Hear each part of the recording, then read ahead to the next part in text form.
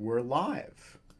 I have just received a distress text from Scott saying my internet died, which explains why he froze mid sip of his sangria or whatever that is.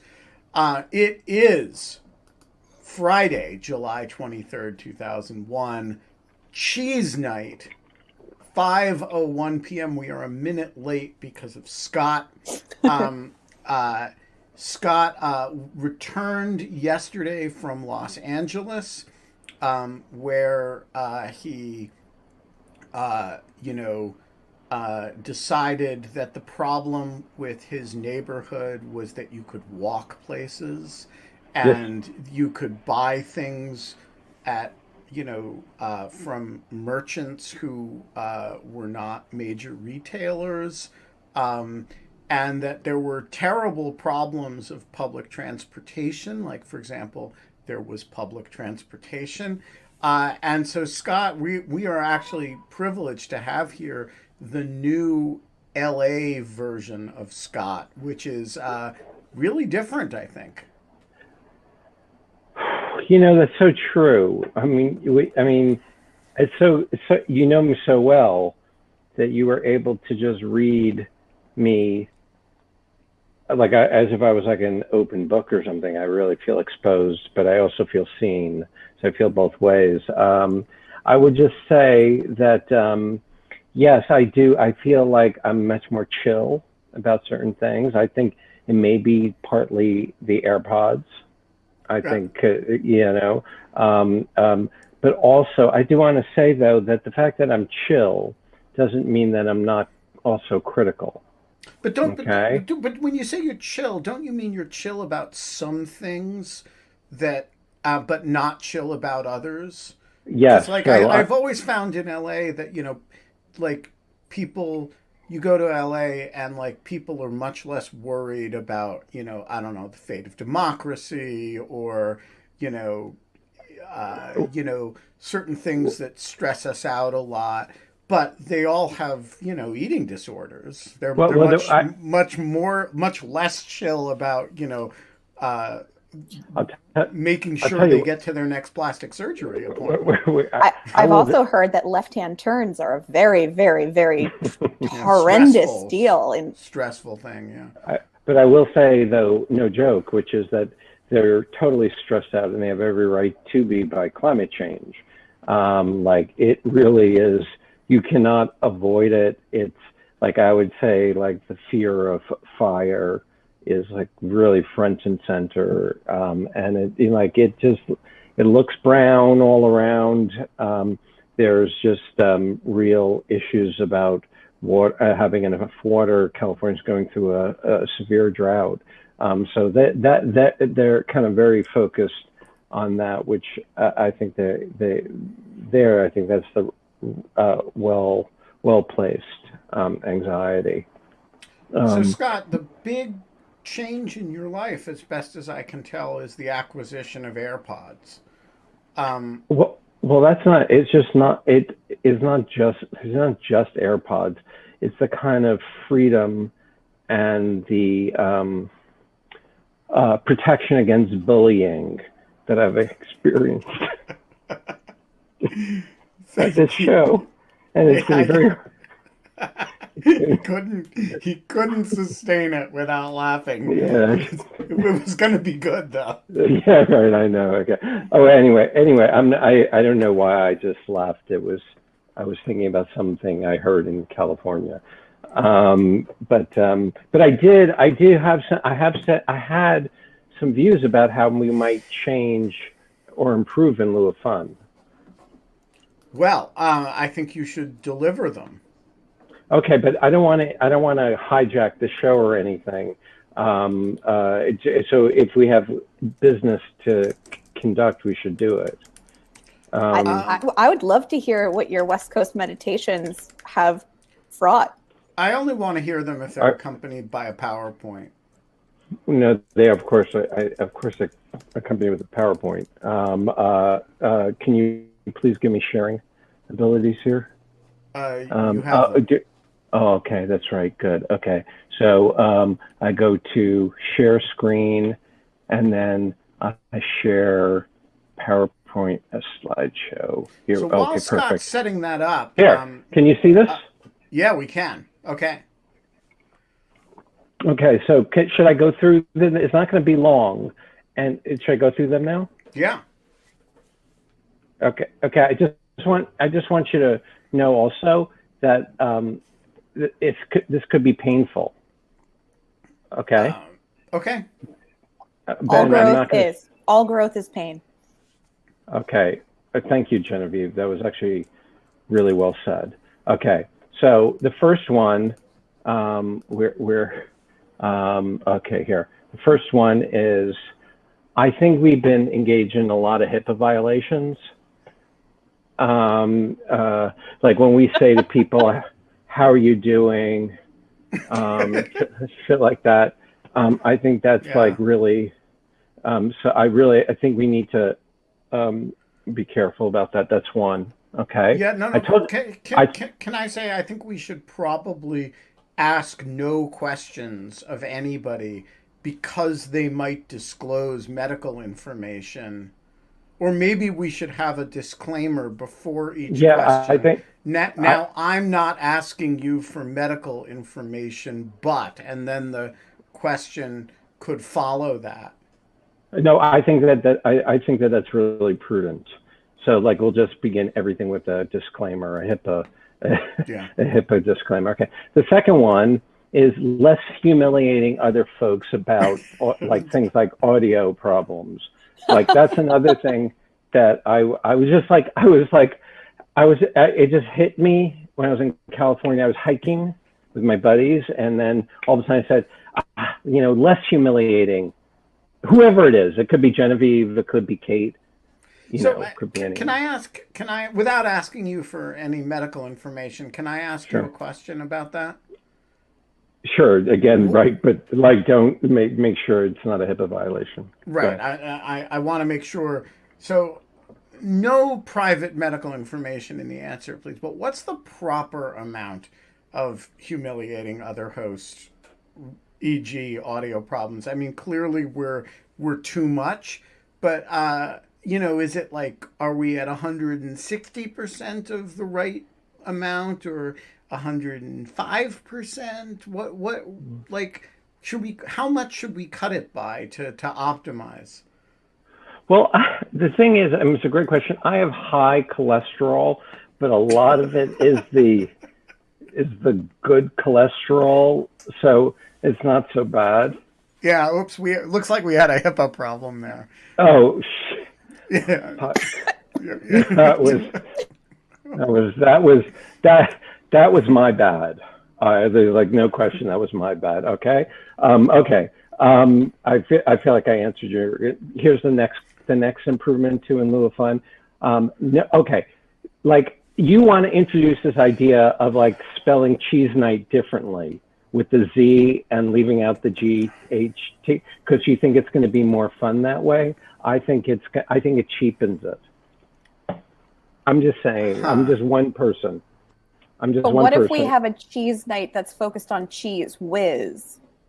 Well, then that's fine. But then that's like as long as it's like that's not the way we bill cheese night.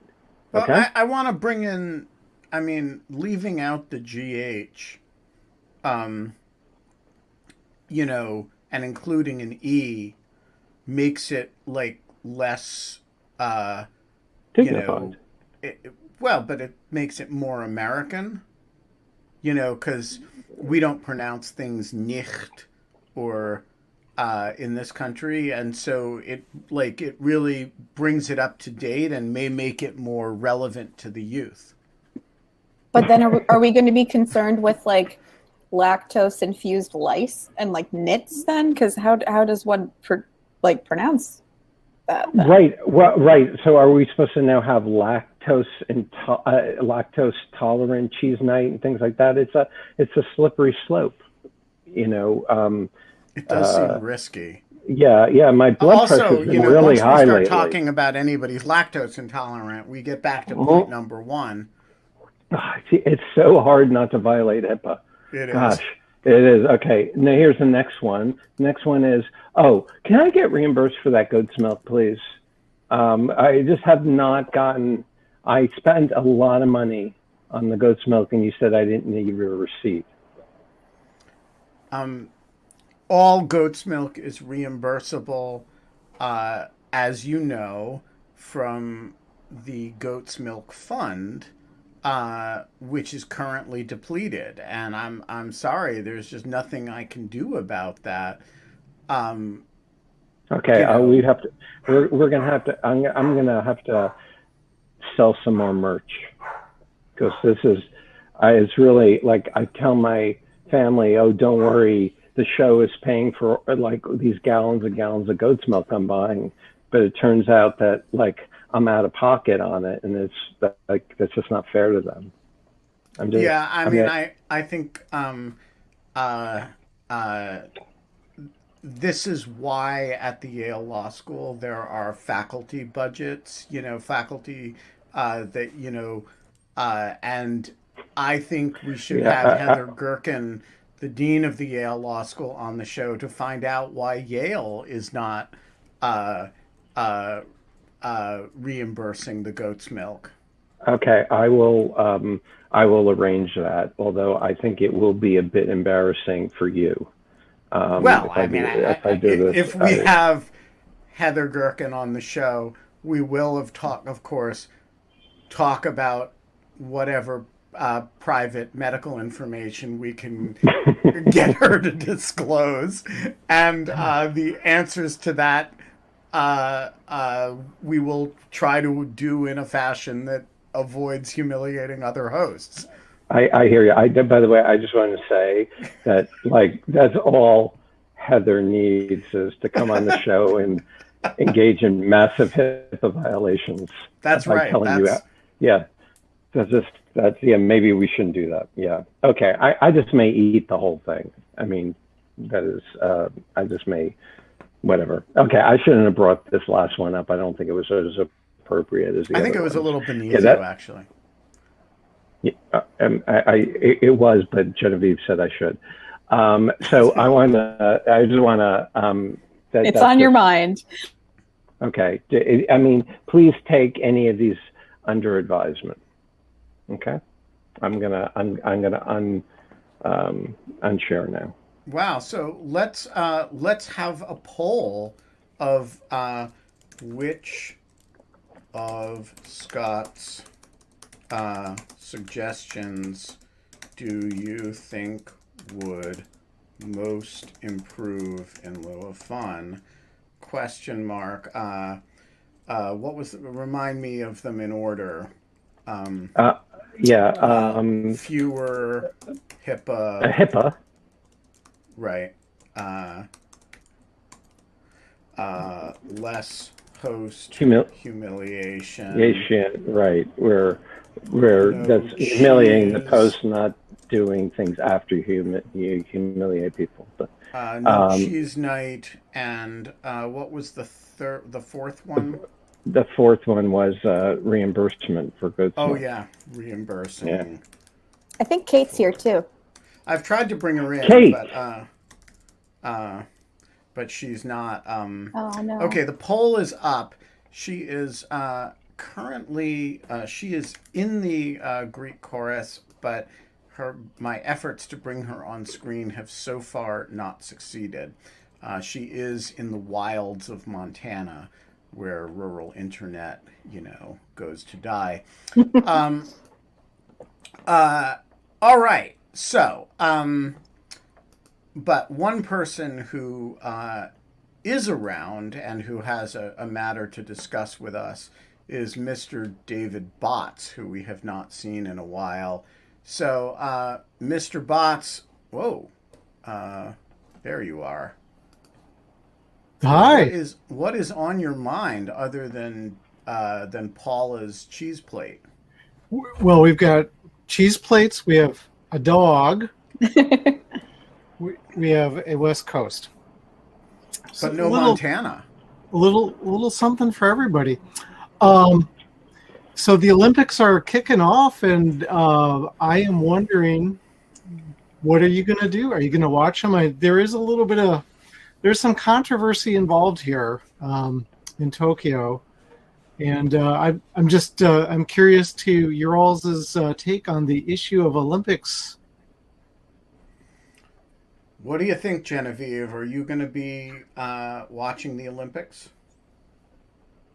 I think I'll end up watching some of them. I'm actually really intrigued by the fact that some of the journalists who are on the same plane as the athletes who were exposed to coronavirus are all being quarantined separately, and they're not even going to be able to cover the Olympics that they were sent there to cover.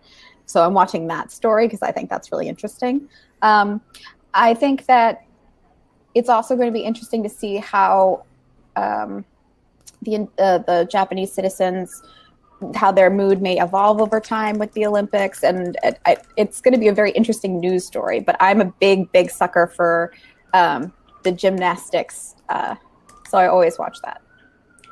What about you, Scott? What's your and we're going to be polling the audience about the Olympics. Are you going to be watching the Olympics? I will not be watching the Olympics, and that is not out of any ideological, political thing. It's just that I don't know how to watch it. How about you, Mr. Botts? Will there be? Are you going to engage it at all? I think I might dip into it. My dad sent me a note this afternoon, which kind of surprised me. He drew out an org chart, but I apparently am a very distant cousin to Gabrielle, who's running the 200-meter run. So she got the third fastest run ever in history. So that's kind of exciting. Was she running away from like you or other members of your family? She might she might have been, because I find that the people who have run fastest in my family were always fleeing the family. It may have been a bearded issue, but I've tried to correct that. Although I do want to point out that now the hair and the beard are exactly the same length. Symmetrical, almost, yes. Yeah, it's almost like you have a single setting and you just go yeah, and that's kind of cool. But that might be a HIPAA violation to confirm. Well, you didn't ask me how I felt about it, though. So, Scott has something to share. No, Scott. I just wanted to stop. Thank you for noticing before I had to cut you off. You didn't violate HIPAA. Go ahead. Scott, are you happy to be home now? How do you feel about being home? Healthy? I feel very happy to be home. I feel like I've always felt like an East Coast person, and I feel very happy to be home. I also am very happy that I was here to stop a bunch of HIPAA violations. So, yeah. I, for one, am grateful. So anyway, really nice to see all of you. Take care. Cheers. Susan Brewer, what are you doing for cheese night? Hi, Susan. Hey, how are you, Genevieve? Hello, chorus. I have to go quickly to the questions because I can't even remember what my question was. Oh, Ben. Oh, tell us about your appearance this week at the congressional hearing. So it was not a congressional hearing. It was a hearing of the President's Commission on the future of the Supreme Court, which is I suppose, both more and less. It's somewhat more interesting than a congressional committee because the members of it are serious people, including a bunch who are seriously involved with lawfare. is also a much lower stakes thing than a congressional committee, Yeah. because Yeah. none of them are deranged, crazy people. And so, there's it was very pleasant. I and the other um, uh, witnesses, I guess, I'm not sure what to call us, Participants. commenters, Yeah. gave our short summaries of our prepared statements.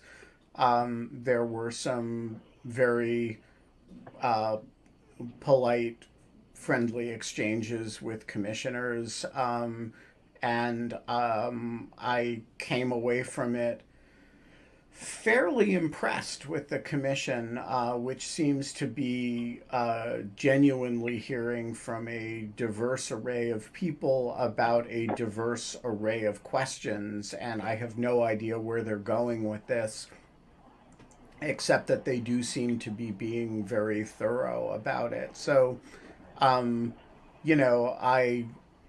I didn't hold back at all, and I wrote a statement that I thought was both completely true and was not something that was likely to endear me to a lot of people.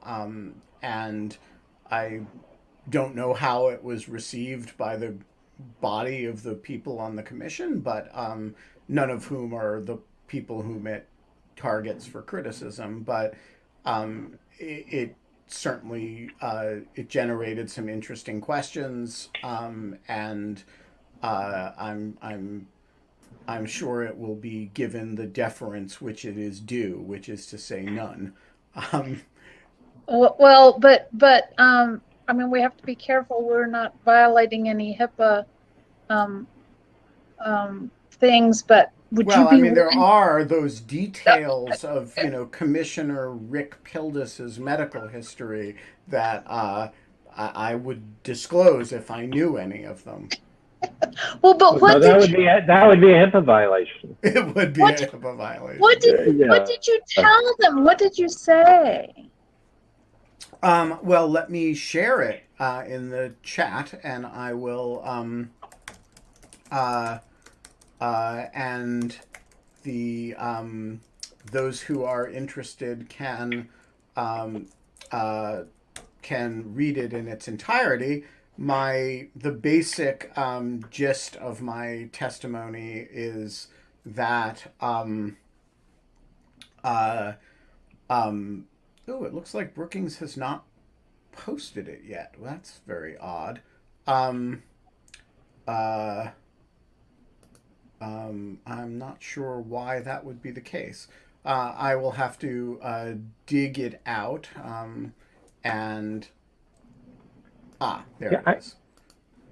While you're doing, should I fill dead air right now with right while you do that? Yeah, although Ben? be careful that you Okay. don't violate the airs. You're right. I won't. Dead. Okay, right. I will. Okay, fine. But I think this is a good time as any to tell everybody on the show, of course, and anybody that's going to listen to this afterwards, that I've never testified in front of Congress ever. I once had a wonderful experience I testifying in front of Congress know. and being So more than one. So which No, this was actual. I've testified a number of times, but this was a particularly wonderful experience with Louis Gohmert, who asked me and my fellow testifiers what, and I swear I am not making this up, what would happen if the United States decided to drone somebody domestically because he had become embarrassing after leading Muslim prayers at the White House. And I don't know why, but everybody else on the panel just ducked for cover under the table, and I was the sort of the only one left, and so I ended up in this protracted exchange with Representative Gohmert about this, which was um, one of the odder moments of my career. Can I just say that I would watch that, and I would watch it over and over. Well, I can't help you watch it, but I did. I thought it was so funny that after. I actually can help you watch it. Okay, because here is a link to it. This is gold. Okay. It was actually golden. And Bobby Chesney and I think John Bellinger and this is great. And Steve Vladek were all there. Yeah, it was a precious exchange. And I marked him then. I was like, this guy is going places in the Republican Party. This is. Let me just say, this is queued up even before world's most painful insect bites. The thing is, it's actually like a true account of what happened.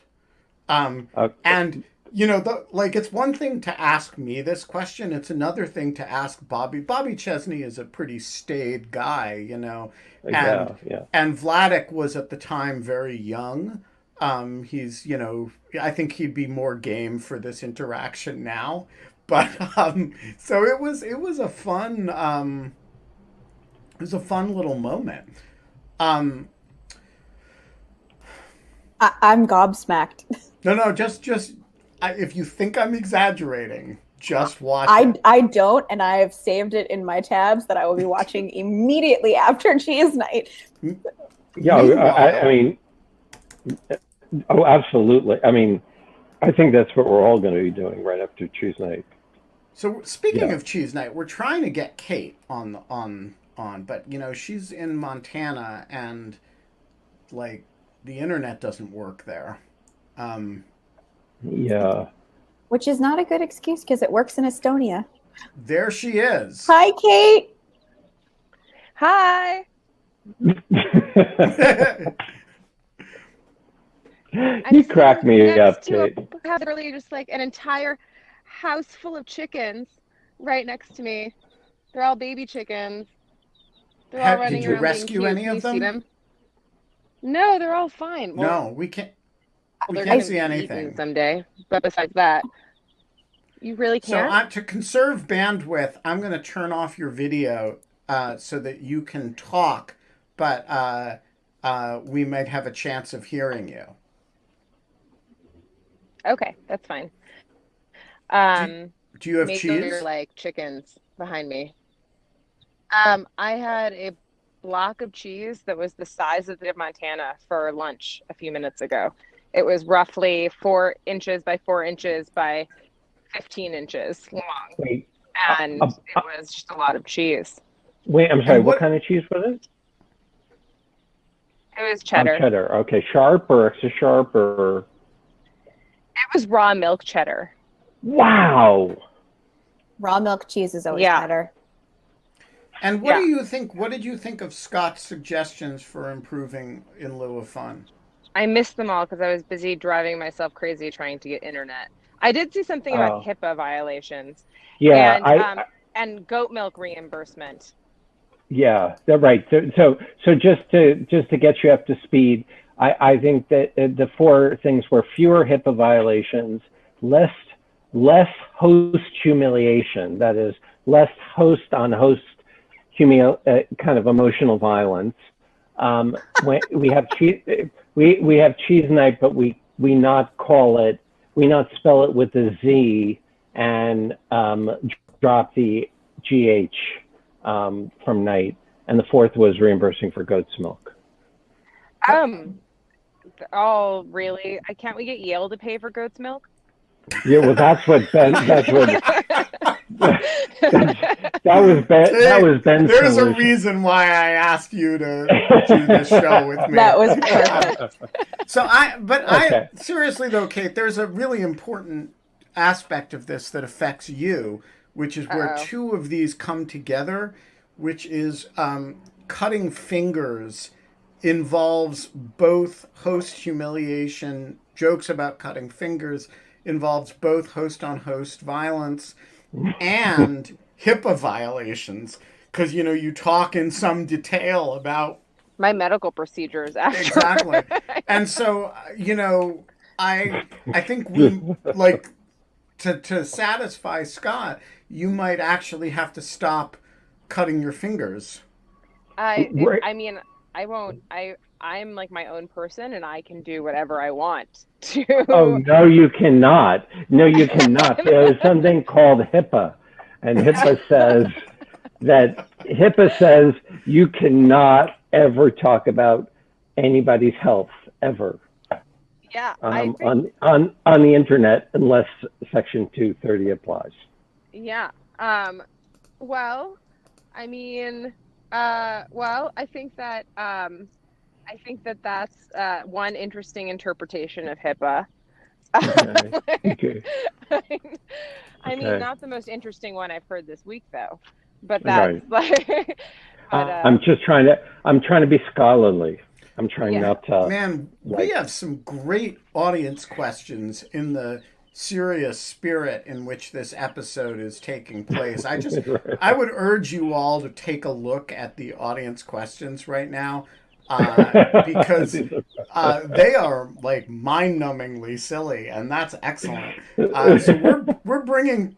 Here's Mateo, who's got an actually serious question. Mateo, the background looks fabulous, but you're not going for a walk. So I'm gonna go pick up. I'm gonna go get a chicken and then bring it inside so that I can. What was that? Have a chicken. I'm gonna go get a chicken. As well, you should. Okay, most of us just say we're going shopping, but okay, whatever.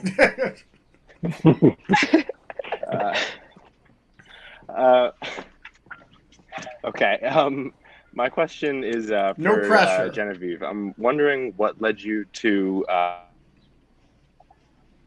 Try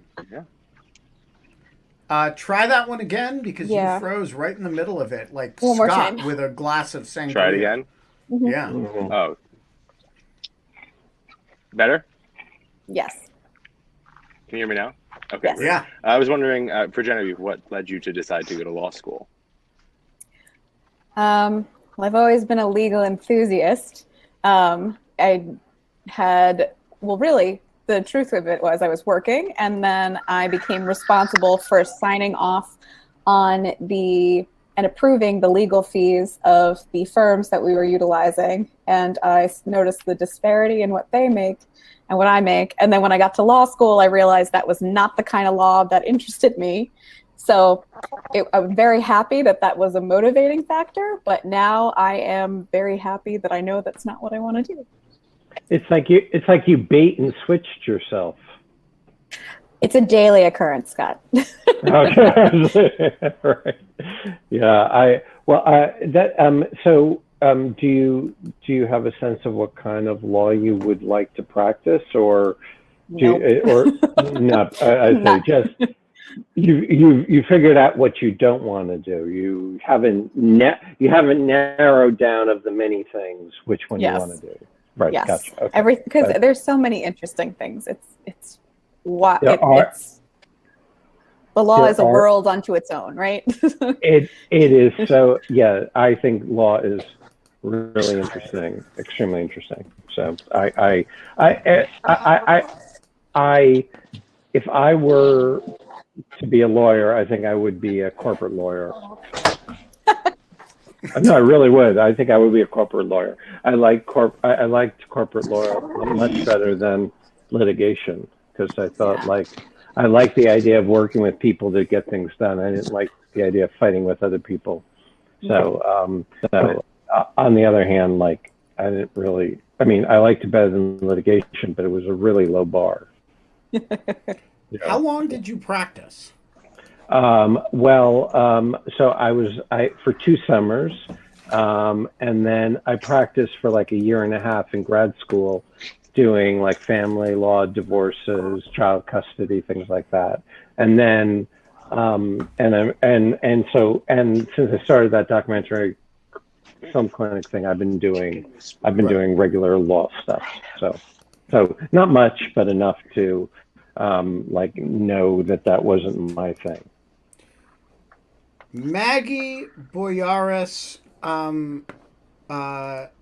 I can't seem to unmute you. Can you refresh? Oh, now you're unmuted, and the floor is yours.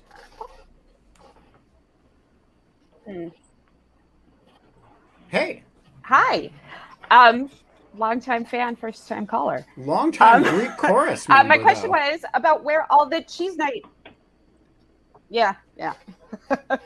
But my question was about where all the cheese night images are coming from, because it struck me that this was like the original use of a Pinterest board, right? Somebody is somebody out there saving all the cheese board images, and then you're just pulling one every week?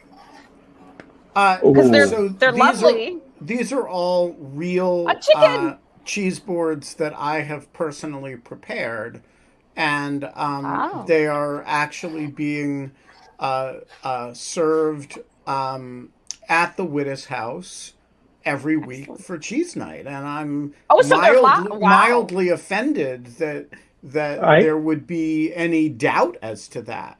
Yeah, like what do you think what do you think? Wait, Maggie, what do you think we're doing here? Where you think like we're lying, like we're like saying cheese night when it's not cheese night? Jesus. I mean, Maggie. No, they're okay. I certainly don't serve that level and quality of cheese boards on a weekly basis. On occasion, I have been known to, but like such consistent production. Well, I think you need to up your game on this. I mean, it's really not other people's problem that your cheese board game is deficient. Okay. To defend Maggie, this is tradition, and there's been a lot of practice. That's right. There's been years and years of bullshit about cheese night.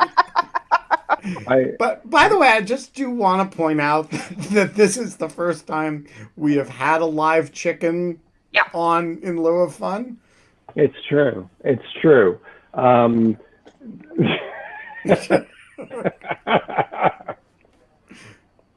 In high school, it is a live chicken. Oh my goodness. The Steve Martin jokes just write themselves. Yeah. What what can you tell us about this live chicken? I just grabbed it out of the yard. I don't know. Like absolutely nothing actually. It's just a random chicken. It's an adorable chicken. And then it's actually quite mangled. Like the beak is all screwed up and it's like got some mites on its head. Does it have thoughts about cheese? Yeah, right. Wait, can we see its beak? Yeah, you can see its beak. That's its beak. It is kind of messed up. Yeah. Do the chickens get a often different come... chicken, Kate? I'll get another chicken for next time. Do they often come inside the house? They occasionally, probably not that often. On their way to the kitchen?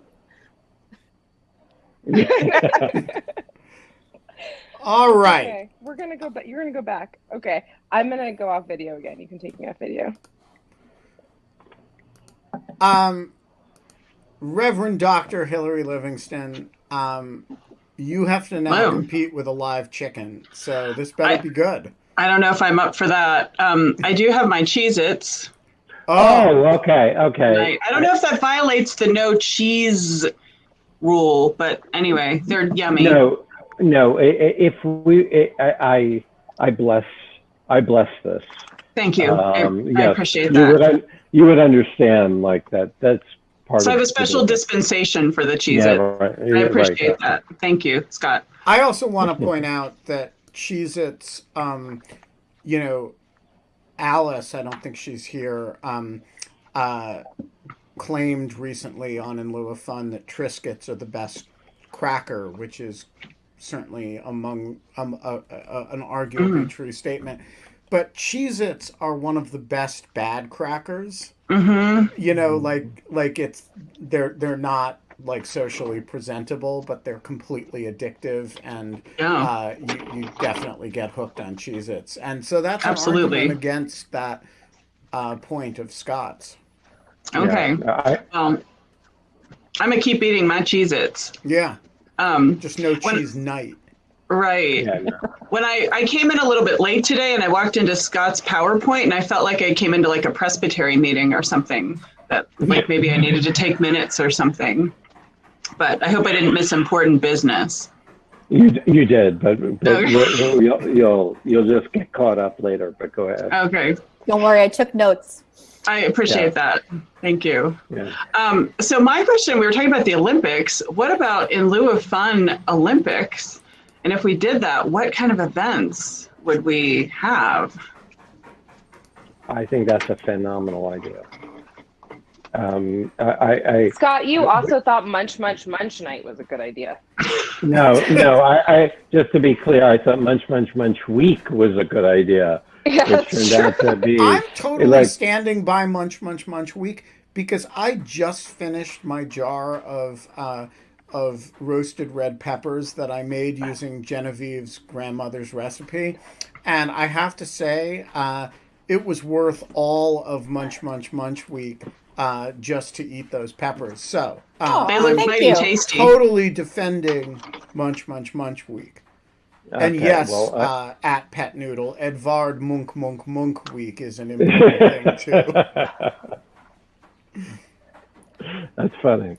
So, what do you have an event that you would recommend for in lieu of fun? Olympics.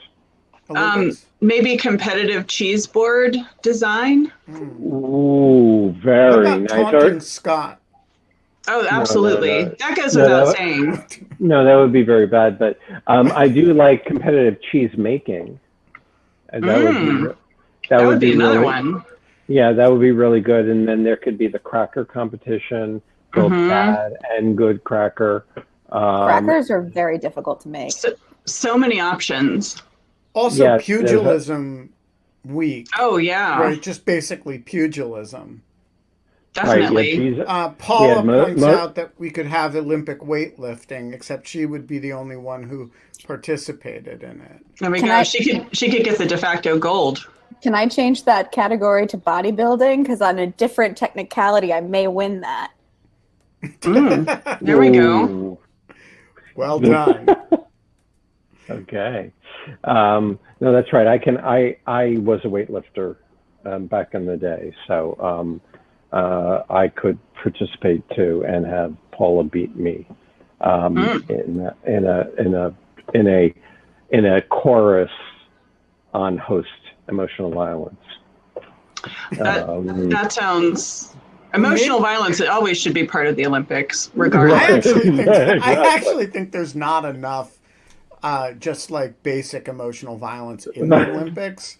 You know, like Yeah, I definitely. dispute that. There definitely is. Oh man, yeah. I mean, the best thing to happen from the Olympics. I mean, it was a terrible. I forgot that runner who was disqualified because she had tested for marijuana in her THC. Is it? I'm sorry. What's her name? I think it's Sha'Carri, but I could be wrong. Sha'Carri. So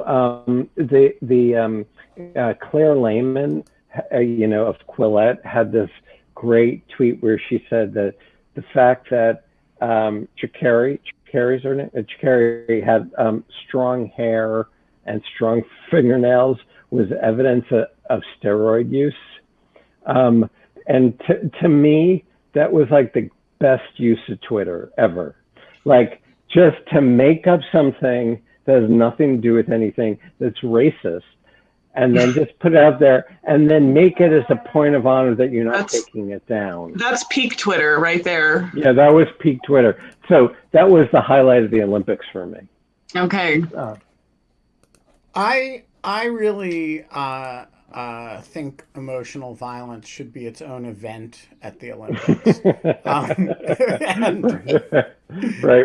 But it can't be easy. So you can't compete against your parents or something. No, right. It's got to be a stranger. It's a stranger from a different country who doesn't even speak your language.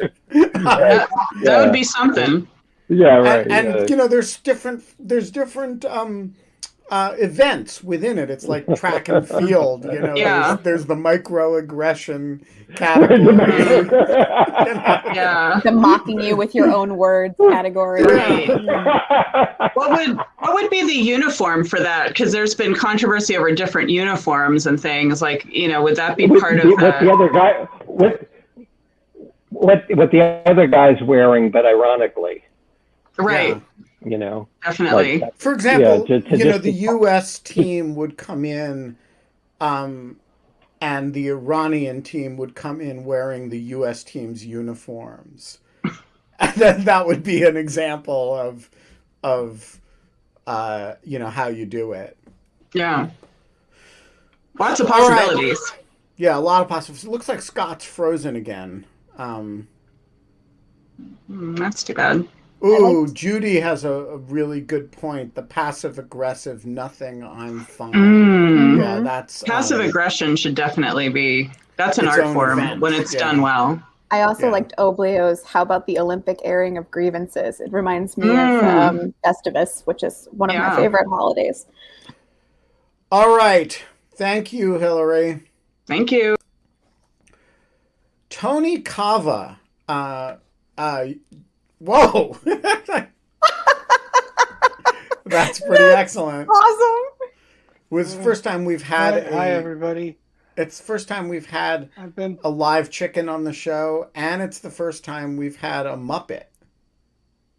Yeah. Well, it's actually me. I'm just not feeling well. I'm waiting Oh, for no, the don't violate test. HIPAA. Oh, Tony, no. Hoping it comes out. Hoping it comes out negative. Oh, it's okay. I don't mind. I'm owning this. I'm owning this for everyone. Just owning it. So I just have to say, I've been called on the show to ask some extremely lame questions over the past year and a half. But none this lamer one than this kinda one. takes the cake. Yeah. None lamer than this one. So if you don't mind, I'd like to ask a different one, if that's okay. And Go for it. This question is for Ben. This one's for Ben, but everyone can chime in with what they think. But now that Tamara is part of the Biden administration and obviously in charge, I'm just wondering how she addresses you and how you address her at home. And then I would just ask Genevieve and Scott to chime in with how they think Tamara should address you at home. And I'll take the question off the air. Thank you. All right. Well, thanks. So Scott has vanished in a puff of smoke. Maybe he hasn't heard this, so that we won't have to engage. We can engage in less host-on-host humiliation violence. So first of all, Tamara is been nominated, but she has not yet been confirmed.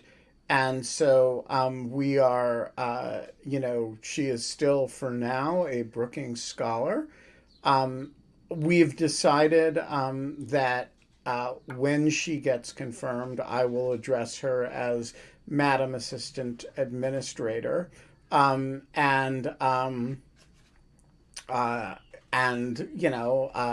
That's traditionally what you do in a when your spouse is in government. Makes sense to me. Fortunately, Scott is not here to respond to this.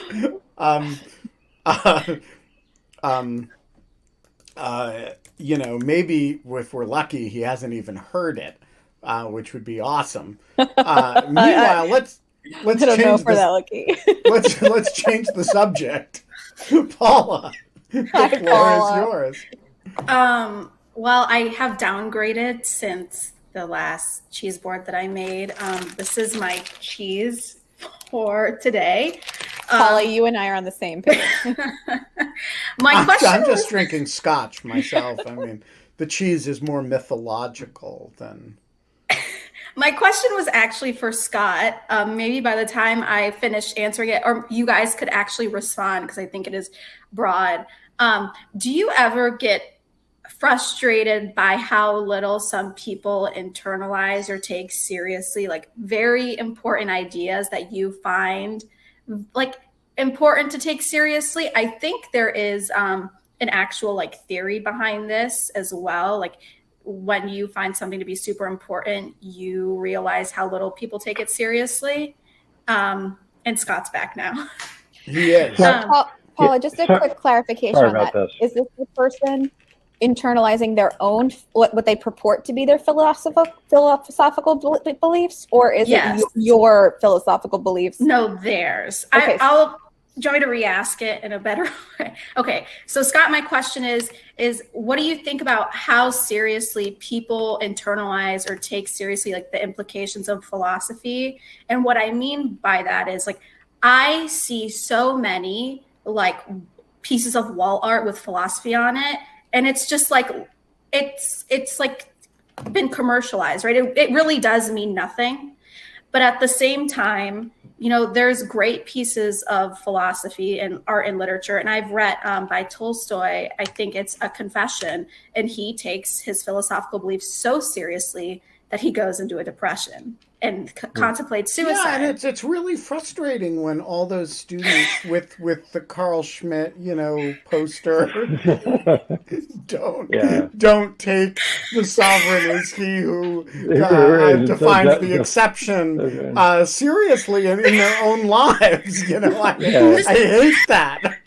Yeah, I think what I mean though is it's like, take for example, like I think maybe AI. There's a lot of conversations with AI, and I think so many people throw out ideas about that, and they don't really think about how that would impact institutions. And I see so many people just throwing things out. Same thing with like religion or God. I don't want to like name people because that would be very mean. But there's very HIPAA famous violation too. Yeah, and Exactly. HIPAA violation. Yeah. And they Philosophy do is these. a health condition. Yeah, right. It is. Well, it's the content of their minds. You can't. It's But I wonder invasive.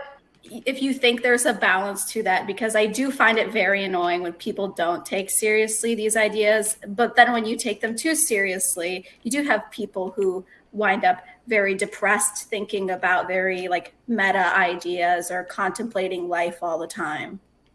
Yeah, so I would just say that I think it's a very, it's really hard when you're growing up and you're both on the one hand experiencing life and emotional growth and all the kind of heartbreaks that go along with it and all the kind of search for autonomy from your family, from your school, from your community and all that stuff, which is very emotionally taxing, and also interest in philosophical ideas and like the purpose and meaning of life. And the two things often get run together. So like it's on the one hand, like you have like a very tough relationship with your family, and then also like maybe the universe has no point to it.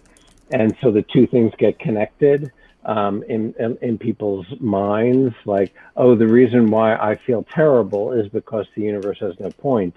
And the reason why that's really seductive is because, like, if the universe had no point, it might kind of suck. And so I think it's like really hard to like separate the two things, like to how much like philosophy is doing the work and how much philosophy is like kind of doing a cover for what's emotionally going on in your life. And this kind of, it dresses it up a bit. I kind of feel like but anyway, I think Massimo touched on this a little bit when he came on with kind of like the broicism. There is, I think, like some parts of philosophy that get taken and like contorted into these weird things, which I think might be on the opposite side of the spectrum of what you're talking about. I don't know if you agree with that. Well, the broicism, you mean as to like what you ought to do in life, like kind of be utilitarian or something like that, or the bro? I mean, like the like motivation porn on like Twitter, or like the live, laugh, love thing. Like we're like philosophy kind of gets taken into this very like bite-sized, easily consumable, Oh, I see. Oh, I see. But commercialized thing. I see. But like in some way, it's hard for me to imagine anything that's really academic philosophy being dumbed down enough that what remains is attractive. That is like the kinds of things that like so much that excite academics about philosophy tend not to be anything that like can be popularized. Like, so like in ethics, like how exactly do you make fictionalism about moral properties like sexy? You know, it's kind of like, Well, you could make a podcast about jurisprudence. no, that's true. But jurisprudence itself is just sexy. I'm not like adding anything. I want I'm to not. speak up for a moment for pop philosophy, though, Okay. because I think it's easy to be contemptuous of it, and we have a running gag of contempt for it going in the Greek chorus right now. But I think a lot of motivational stuff moves a lot of people and probably helps a lot of people in their day-to-day lives think about things in more positive ways and more can-do kind of ways. And I'm certain that pop psychology does that for a lot of people. Yes, but I guess. And so I don't like, we shouldn't confuse it with an academic discipline, but if somebody is animated uh, by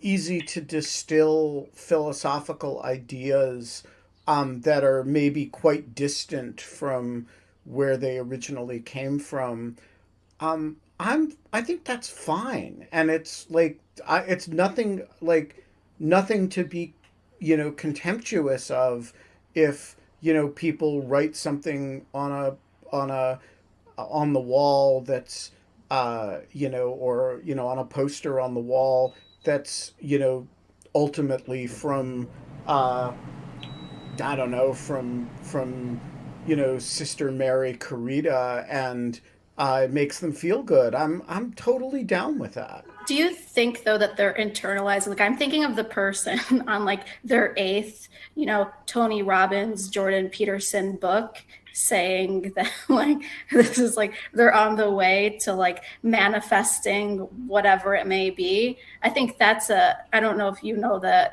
archetype that I'm referring to. I think Genevieve does, but I think that failure to internalize is annoying to me. I think that part of that, though, too, and I can understand the frustration with that, particularly if it's aligning yourself, if what is being purported to be a philosophy is aligning with values that you hold very dear. But I think Scott said in a different conversation something to the effect of it's the mark of an educated mind to be able to have an argument or entertain a thought without accepting it. And I think that even if these things start as like an intro to any further thought that might be different from what the person grew up with, that's really important. And educating yourself and exposing yourself to those ideas is very important, especially for people who are particularly sheltered, because that's how we get a better pluralistic society. That's how we get better liberalism and more tolerance and encouraged to be together more wholly. That's my 2 cents. We have got to wrap up, but I have an announcement to make before we do. I can't tell if Scott is frozen again. I think he is. Eventually, we're going to have to like make Frozen 3 Scott. This morning, I revivified the In Lieu of Fun podcast feed. I urge you all not to listen to it because you're the people who actually participate in the show live, but to share it because there are all these people out there who don't know about In Lieu of Fun, who don't participate live, who don't watch the YouTube, and you can help bring them into the light. And it's easier to get somebody to listen to a podcast than it is to get them to do something live. So every day I will be posting 2 episodes, the previous day's episode and season 1, which is the first, 350 episodes, the next one in that. So we're on episode 8 or 9. So when I tweet them, people, just share them, because, there are people in your Twitter feeds who need to know about In Lieu of Fun. So with that, I would have the live chicken sing us out today, except that she's disappeared with Kate. Scott has disappeared once again into his glass of sangria. No, Paula, I'm not singing today. I do sometimes sing on the show, but generally when it's somebody's birthday. We will be back 70 hours and 58 minutes from now, I think. And until then, Genevieve? We don't have fun anymore, but in lieu of fun, we have the ability to have great conversation, cheese, with good friends who are near and far. Grated cottage cheese, no less. No, cream cheese. That's the illegal cheese? one. I think it's the illegal one. Is grated cream cheese. Yeah. I did try to grate some cream cheese today. How'd it go? No, I didn't really. Got so excited. But I'm next time. I have a secret to grating cream cheese, which is freeze the cream cheese first. And next time we have Mike Chase on the show, I am totally going to freeze a block of cream cheese and grate it on the show for him, and then try to sell him some, and thereby commit a federal crime. Oh man, that'll be whenever it'll be. See you soon.